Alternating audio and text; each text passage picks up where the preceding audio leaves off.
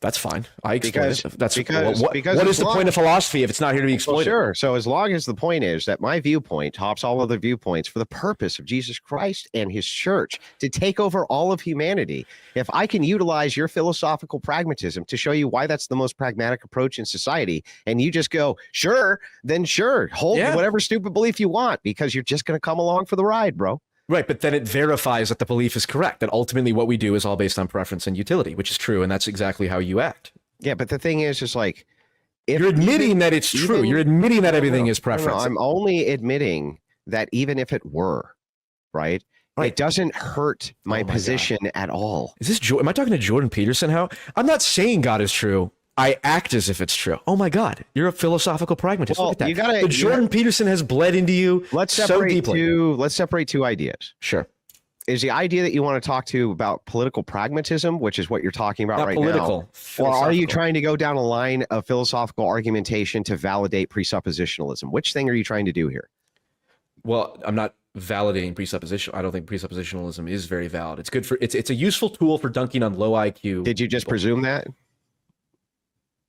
No, I observed it. You observed it. I know. This is well,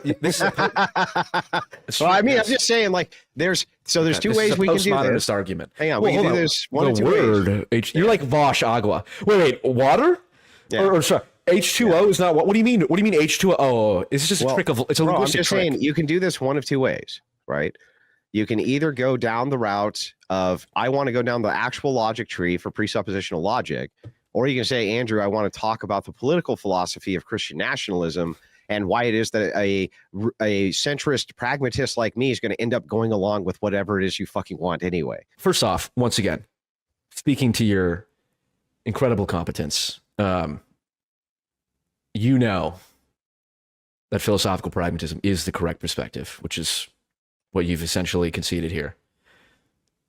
I think it's I think that all philosophy is very useful for the exploitation of Christians to make sure that our agenda can get passed without ever even needing to bother to justify a single fucking thing. Perfect. We never even need. Imagine how awesome it is that Christians can believe 100% that there's whatever it is that you consider sky fairy nonsense. Yeah. And as long as we go, but when everybody believes like us, the world's a better place, and pragmatists are like, oh, great. Well, then I guess people should believe like you. It's like the most exploitable ideology ever. I love that shit. What do you mean? Good. Andrew, I like, what do you mean? I love that shit. I think it's great. Right. And yes. And not only do you think it's great. Like secularists and atheists have gone out of their way to make sure. It's great because it's true. I don't believe it's true, but I mean, true. Well, no, you don't believe it's true that it's great. You just said you love to exploit it for Christians. I think it's great. I don't think it's true.